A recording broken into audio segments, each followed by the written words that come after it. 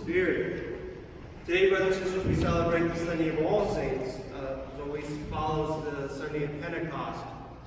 And we honor not only all the saints that are known to us, that we commemorate throughout the year, but also all the saints unknown to us. All those saints that have lived their life in perfection, trying to follow Christ, and did so, but without any fanfare, without anyone knowing. And so we include them today on this feast day.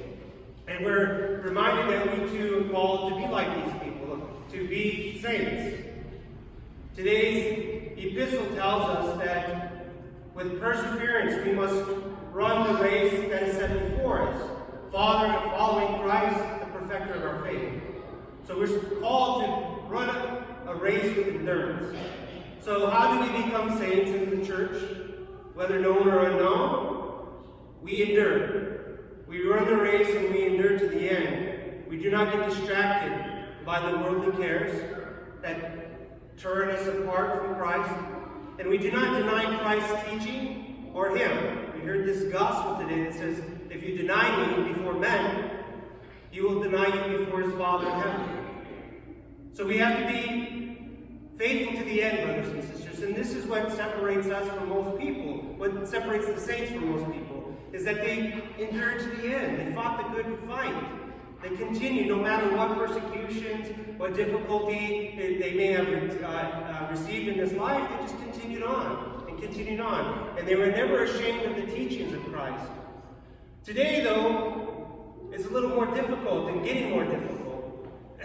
Of course, we know about the great persecutions of the church, in the early church, by the Roman Empire.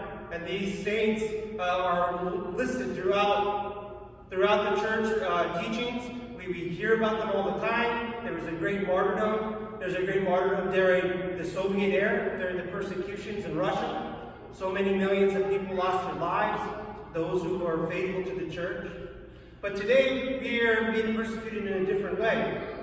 Not so much saying that we cannot live our faith and that we cannot be Christians, but that we have to be quiet Christians. That we cannot boldly proclaim our faith. This month, if you are not aware, is Pride Month. It's Pride Month. And where it's a month set aside for people in the secular culture in our country to have pride in living an alternative lifestyle. An alternative lifestyle. And this would be okay. This would be okay if it wasn't pushed onto us and our children. And to our children. The library just up the road has a flag in honor of Pride Month. And when the children go to their sections to find children's books, they are flanked on both sides with Pride books. Pride books. And so it's an attack against us to tell us that our faith is somehow not appropriate in this modern world. It's an attack on our souls, brothers and sisters, and it wants to influence not only us, and it does because we are so hesitant to speak out against this because we don't want to seem intolerant. We do not want to seem intolerant, right? Because the worst thing we can do in this country is be intolerant of other people's wishes to live their lifestyle. But the problem is they want acceptance. This world wants acceptance. They want us to deny Christ by accepting their lifestyle. And first and foremost, they want our children to accept it. They know that some of us hard-headed old people, these people set in their ways, are probably not going to live up to their standards. They're not going to accept it. So they move on to the next generation and to our children. And so our children especially, going here forward, need to endure the good fight. They need to look to Christ, who is the perfecter of our faith, and run towards Him.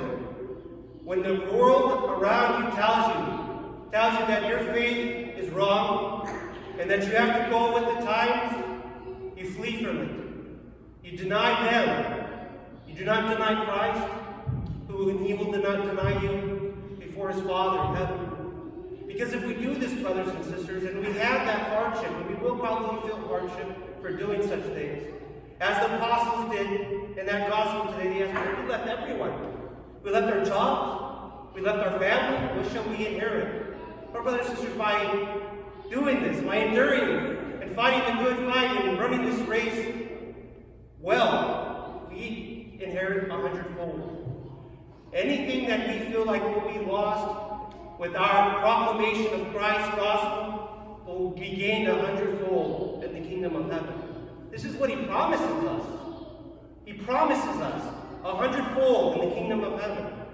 I don't know what that looks like, but I sure want to have it. And so it is our duty today to become saint-like, to endure to the end, honor Christ by following him and following his teachings, and we will inherit the kingdom 100-fold. For anything that we have been persecuted against, it's going to be lost. In heaven, we won't ever remember it, because we're going to have such blessings.